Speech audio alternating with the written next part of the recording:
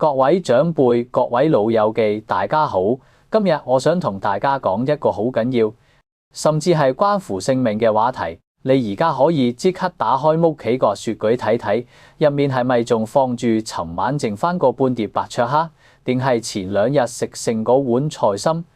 我知我哋呢一代人細細個就聽住粒粒皆辛苦大，習慣咗唔好晒，剩翻2啖飯3個菜。掉咗佢好似好罪過咁，一定要留翻下一餐，甚至下2餐，熱翻再食。你可能會話：我食咗幾十年隔夜餸啦，最多咪肚屙2下。邊有你講到咁誇張啊？我個雪櫃使錢上萬人買翻嚟，放落係咪唔會配咯？老友記醒下啦，而家嘅世界同以前唔同咗啦。你最近有冇睇新聞？米哈菌酸呢4個字聽過未？近年成日出現一啲老人家只係因為食咗1碗浸過夜嘅黑木耳，或者1盤放咗幾日嘅炒河粉，結果就搞到肝腎衰竭，入體重症監護室，最後連命都保唔住。呢啲唔係嚇你，係真真實實發生喺我哋身邊嘅悲劇。你以為滾水淥一淥就萬無一失？你以為微波爐叮一叮就殺晒啲菌？今日呢部影片，我唔係要教你點樣發財，我係要救你一命。專家已經點名咗5重殺手級隔夜菜，呢啲重嘢一旦放過夜，入面產生嘅毒素，就算你用100度滾水煮半個鐘都殺唔死。如果你屋企都有呢啲慳家嘅長輩，或者你自己就係嗰個唔捨得掉餸嘅人，請你一定要耐心地睇落去。今日講嘅嘢分分鐘可以幫你慳翻幾十萬醫藥費，甚至係保住你條命。好多長輩都有一個好深嘅誤解，覺得火係萬能嘅，佢哋會諗就算有菌，我開大火炒多2下，或者放入微波爐叮到佢冒煙，啲菌死晒啦，食落肚咪安全咯。長輩們，呢個諗法真係好危險。我哋要分清楚2個概念，一個叫細菌，一個叫毒素。你可以想象下，細菌就好似一條毒蛇，你用高溫煮佢，條蛇係死咗，佢唔會再咬你。但係如果呢條蛇喺死之前已經喺碟餸入面排咗好多毒液，呢啲毒液即係毒素，係唔經熱嘅。好似我哋傾過嘅金黃葡萄球菌或者炸羊蹄胞桿菌，佢哋產生嘅長毒素，就算你喺100度嘅高溫下面煮佢30分鐘，佢哋依然係咁毒。你以為食緊熱辣辣嘅餸，其實你係食緊一碟熱辣辣嘅毒藥。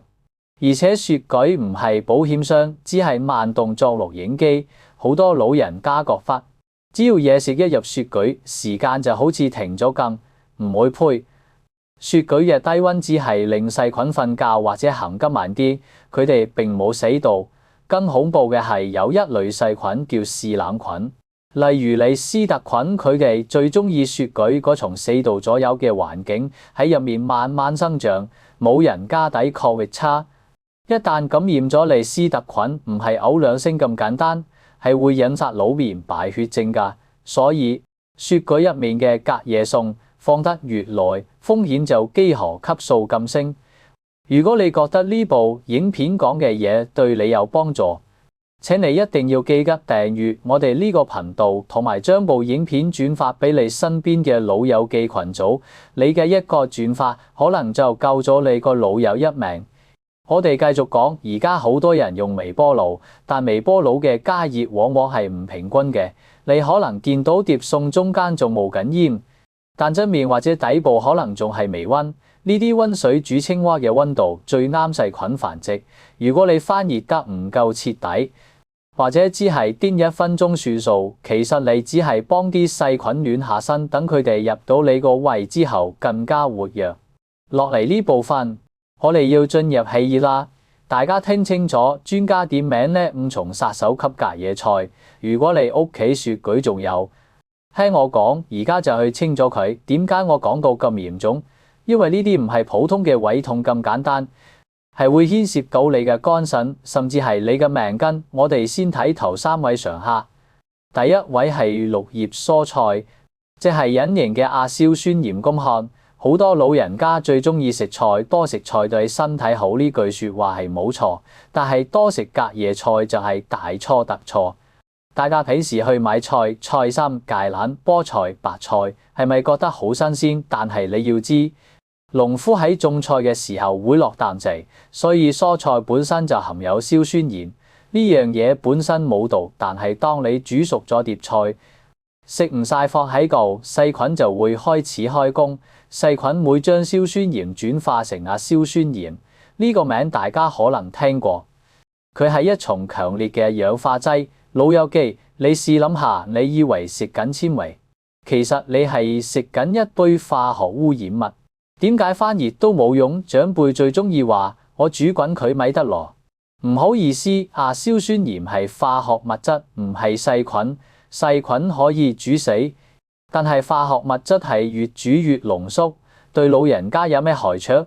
短期內食太多亞硝酸鹽，會搞到你血液面嘅血紅蛋白失去帶氧功能。呢學上叫高鐵血紅蛋白症。老人家平時可能已經有心臟病或者氣喘，一旦血氧不足，你會突然間覺得頭暈、行唔到路、嘴唇發紫。嘿仔，佢仲會喺你胃入面變成亞硝胺。呢個係世界公認嘅一級致癌物專家嘅真心話係。如果你真係要留餸，寧願留肉都唔好留菜。瓜類好似冬瓜、節瓜或者根莖類好似薯仔、紅蘿蔔相對安全少少，但係綠葉菜絕對係一餐清，唔好留過夜。第二位係海鮮類，即係蛋白質腐敗同早安嘅陷阱。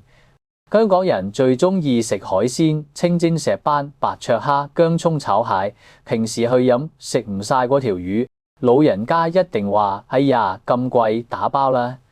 老友記，我求下你，海鮮真係唔好打包。海鮮係最容易腐爛嘅蛋白質。海鮮嘅腸胃入面本身就帶有好多嗜鹽菌同埋各種細菌。當海鮮死咗、煮熟咗之後，佢嘅蛋白質結構會好快分解。第一，會造成肝腎負荷。隔夜海鮮產生嘅蛋白質降解物會直接傷害你嘅肝臟同腎臟。老人家嘅代謝功能已經退化。你食呢啲隔夜魚，等於叫你個腎開加班，做埋啲唔應該做嘅排毒工作，係早安中毒。尤其係一啲清鼻紅肉嘅魚，好似吞拿魚、青魚，甚至係剩翻嘅魚頭。如果放得耐或者儲存唔好，會造成早安飆升。你食完可能會覺得面紅、心跳加速、皮膚發癢。你以為係敏感，其實係輕微中毒。第三位係溏心蛋或者半生熟蛋，呢個係沙門氏菌嘅避風港。而家好流行食溏心蛋，甚至係日本嗰種生雞蛋冇飯。好多老人家見到啲仔女食，又跟着一齊食。但你要知，雞蛋係好容易感染沙門氏菌嘅。如果你子蛋係全熟，蛋黃硬晒，咁細菌基本上都死晒。但係如果係半生熟，蛋黃仲係流心嘅，咁個魚入面嘅溫度根本唔足以殺死細菌。當你將一隻半生熟嘅蛋裝過夜，入面剩低嗰啲殘餘細菌就會喺血管入面慢慢生根發芽。老人家嘅胃酸分泌比後生仔少，胃酸本身係殺菌嘅第一道防線，你防線弱，細菌多一撞埋一齊，效果不堪設想。沙門氏菌感染唔係普通肚屙，對於65歲以上嘅長輩，佢可以引發嚴重嘅脫水、高燒，甚至細菌入血變成敗血症。喺醫院入面，好多老人家因為一隻隔夜蛋搞到要插喉搶救，真係唔係講笑。如果你覺得呢啲資訊好重要，記得訂閱我哋，咁你就唔會錯過其他救命嘅健康影片。講到呢度，大家可能心底仲係覺得，哎呀，我都係唔捨得掉啊！冇有記，你要明白3個現實。第一，身體零件夠咗，你20歲食隔夜餸，個胃強，肝臟毒素排吉走。而家你70歲，身體啲零件已經用咗幾十年，排毒功能慢咗，以前嘅小事而家就會變成大事。第二，環境細菌變咗，而家嘅細菌進化得好快，好多超級細菌，嗜冷菌係以前冇咁普遍嘅。第三，雪櫃塞得太滿，好啲長輩鍾意將個雪櫃塞到爆晒，一格疊一格。你要知雪櫃係要靠冷氣循環先可以保鮮嘅，你塞到咁滿，入面嘅溫度可能仲有10到20度，根本就係一個大型嘅細菌培養皿。如果你真係要帶飯或者留餸，我教你一套保命留餸法。第一，先撥開後凍塊。如果你知道呢餐食唔晒，唔好等全家人食完，沾滿晒口水之後先裝起佢，應該係煮好之後。第一時間攞乾淨嘅保鮮盒，將要留返聽日食嗰份裝好。第二，趁熱入雪櫃，呢個係最重要嘅觀點。好多長輩話要等碟餸凍晒先入雪櫃，或係經整配雪櫃錯。碟餸喺室溫放得越耐，細菌就生得越多。當碟餸仲有少少燙手嘅時候，就應該入雪櫃，咁樣可以最快跳過細菌繁殖嘅危險溫度帶。第三，盡量用玻璃保鮮盒，因為塑膠盒容易有裂縫藏菌，而且翻熱嘅時候唔怕釋放塑化劑。老友記，聽到呢度，你有冇覺得後背脊有啲涼啊？先唔好驚住，因為更加危險嘅仲喺後面。我剛才講嘅亞硝酸鹽同細菌，起碼有啲仲可以靠高溫殺一殺。但接下來我要講嘅第4蟲同第5蟲隔夜菜入面嗰種毒素係世界級毒王，連化驗室嘅高壓滅菌鍋都未必搞得掂佢。尤其係大家最鍾意浸嘅黑木耳。